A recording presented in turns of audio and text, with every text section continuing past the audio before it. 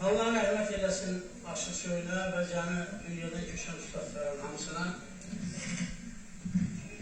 Böyük sənətkar idi Aşıq Söylə. Ham onun ləzzətini, onun sözlərinin, onun məzələrinin hamısının dadır şərikləridir və elə də böyük sənətkarlardır. Böyük sənətkar idi. Bizə deyirdi o, mən deyirdi, əyamı dirəyin gəzinə qoydum, aldım bu adı, yaxdım, aldım, hər nə aydın dedi.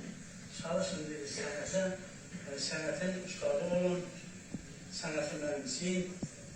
Elin, oyundan, şanından, heç birindən eksik olmayın. Belə, yaxşısı da olacaq, kasıbı da olacaq, hamısını bir gözlə görmək. Və Aşıq Şəmşirə, Allah rəhmət eləsin, onun bir sözü var, deyirdi, dostlar bağışlayın, dünyadan köşən vaxtı. Dostlar bağışlayın, dura bilmirəm. 3 nəfər şair onun yanına gəlmişdir. Zəlimxan Qədir olur, Əli olur, Gülcan Məmməd Aslan. O vaxt olur ki, bu qalxa bilmir. Deyir, dostlar bağışlayın, dura bilmirəm. Yan üstə qalmışam, daş altındayam. Üstündə gəzdiyim qara torpağın, indi də mən onun baş altındayam. Cananım hardadır, mən isə harda, aşıq məxsus qalıb belə deyərdə. Gördü bir boş qəfəsən, dar bir məzərdə, kəpənin isvanı yaşadırlar. Məclisdə saldığım sədəfli sazım, ellərə yadigar qaldı avazım. Məzən Simistandır, kəsilməz, Qoranı kəsilməz yazır. Qoranı kəsməyən qış altındayım.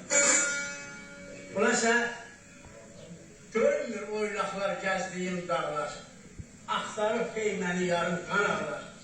Suyunu içdiyim sərin buraqlar, birinci köksümüzün baş altındayam.